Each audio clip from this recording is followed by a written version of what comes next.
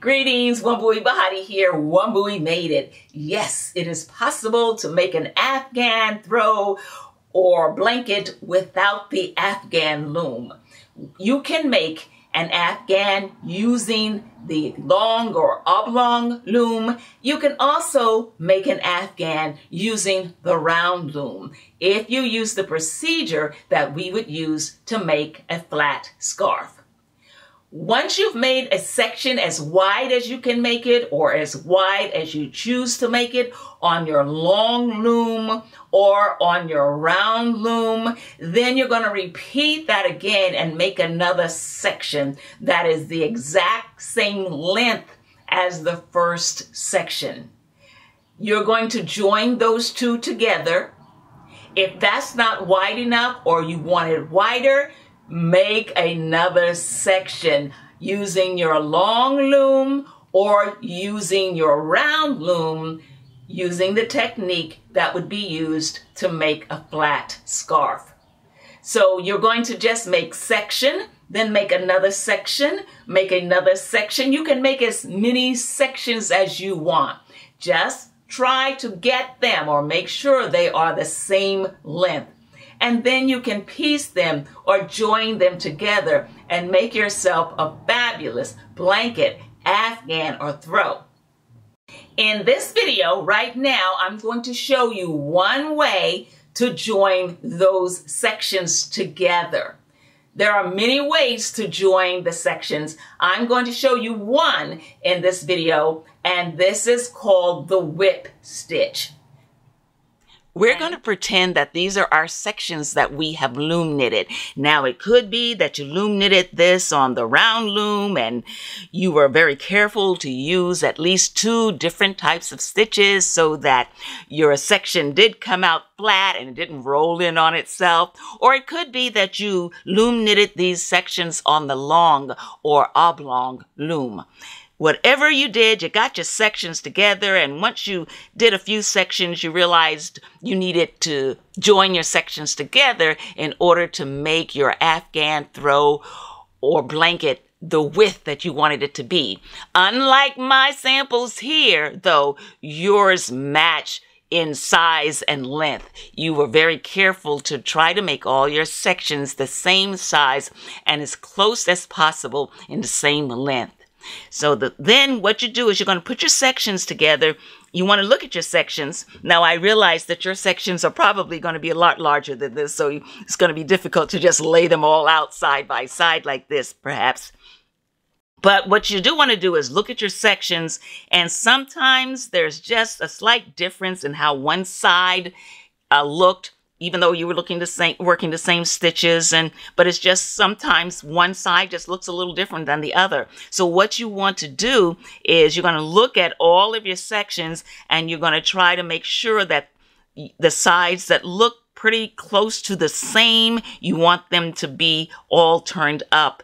And then, of course, that would mean that the other side would be turned down. But you want to try to get all your sides that look pretty much the same. You're going to match them up just by sight and get them together like that. And then once you have them together, what you're going to do is you're going to get a darning needle and you're going to get some yarn. Now, when you're about to sew your sections together, you want to use the exact same yarn that you used when you were making your project. And that way the yarn is going to blend. You will hardly be able to know that there is a seam there if you use the exact same yarn, exact same weight. Now this yarn, of course, is not the exact yarn that I used when I made these. And this is very different, and I did that because I thought it would be easier for you to see exactly what I'm going to do. So I'm going to go ahead and thread this needle. And what you want to do is keep in mind that according to the length of your project, you're probably going to have to thread your needle and come back for yarn a few times, because it's really going to be awkward if you just try to get a yarn that's so long that it's going to go the whole length of your project. you want to do it in little sections because the yarn is going to be easier to control and you won't be getting tangled up on yourself. So I'm going to use, to start, a yarn that's like this. But then again, this is a sample, so it's not as long or as big as your project. Okay, so we have our yarn in the needle. So we're going to take 2 sections at a time. And we have, like we said, decided which ones kind of match up or look better, even more even when they're together, that we're going to face those sides up. And then we're going to make a sandwich with them. We're just going to close them in like that. We're ready to join our sections together. I'm going to refer to this section as section 1, and I'm going to refer to this section as section 2. What we're going to do is we're going to work along this edge. Only the loops that are right on the edge. Never take a loop from anywhere but the ones that are right on the edge. And we're going to take a loop from section 1 and match it up with the loop from section 2. So the first thing I'm going to do is I'm going to get my needle, and I'm going to do, when I do a whip stitch, the needle is always coming toward me. It's always pointing toward me. So I'm going to be working from section 1 to section 2. And the first thing I'm going to do is I'm going to go right on the corner of section 1. And I'm going to get that loop, and I'm going to match it up with the corner loop of section 2. So we have our 2 loops there that are right from the corner. So we're going to pull our yarn through. And when we have a tail that's not too short or too long, then we're going to take our yarn and we're going to go right back into those same loops that are on the corner. And we're going to pull that yarn through. And that's how we're going to anchor. Let me get my tail out of there. How we're going to anchor the yarn so that it doesn't come out. And now your edge may look different from this depending on the kind of stitches that you used and or the kind of pattern that you used. But along your edge, you will find places, intervals, not too far and not too close, where you're going to grab a loop from what would be section 1 and you're going to match it up directly across with a loop from section 2, and you're going to pull the needle back through you. We're always going to be going the same way. We're always going to be going into section 1 first and then coming into section 2. So I'm going to get this loop right here, match it up with the loop over here, and I'm going to pull the yarn through, and that's what we're going to do. I'm going to always be going over. I'm going to be going to section 1 and matching it up with the loop that's in section 2 and pull it through. And this is what we're going to do. Just keep getting a loop along your edge. Like I said, your edge may look different depending on the stitch or pattern that you used. And we're going to go back over here and get this loop from section 1. And then match it across with the loop in section 2. Sorry if that was out of the way. And like that. And we're just going to keep doing that all the way up. I'm going to go to section 1 and match it up with a loop in section 2. I'm going to go to section 1 and match it up with a loop in section 2. And we're going to go across, and we're just going to keep going over and bringing the needle back to us. And just the loops that are on top. We don't do any loops that are below the edge. Only the loops that are on the very edge. And we're going to get this loop right here and come across and match it up with this loop.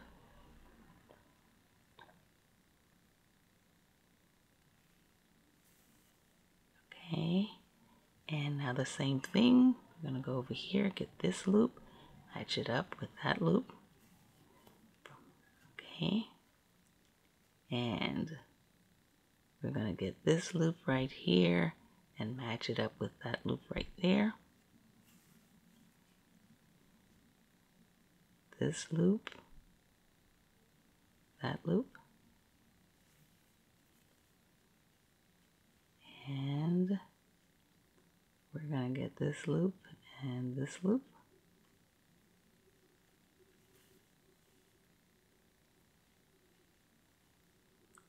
And we're going to get this loop right here, match it up with this loop over here, and pull that through. And let's do this loop and this loop. All right. Now when your yarn is about to run out, even if you haven't finished the length, which you probably won't because you should be using yarns that are not too long. Like I said, if they're too long, they're just going to be cumbersome and you're going to get them tangled. But when you've come to where it's time to change yarns, you're going to do the same thing that we did when we started. And that is when you're at a loop where you need to change threads, you're going to go right back in those the last two loops you were just in. And you're going to pull the yarn through, and let's see what we have so far. All right. So here is our whip stitch. This is the back here. Now, I told you in the beginning that I was using yarns that didn't match, and also this is a much heavier yarn, but I used this yarn because I thought it would make it easier for you to see what was happening. But, however, if you do use the same yarn and the same weight, a yarn that blends in, then the stitch is practically invisible. You don't see that stitch. So this is our whip stitch. This is how we do the whip stitch over here. And so always use a matching thread, at least a thread the same weight, and your whip stitch will virtually be invisible. So there you go. That's our whip stitch. So go out there and join all those sections together from the round loom and the long loom and make your blankets and Afghans and throws as big as you need them to be.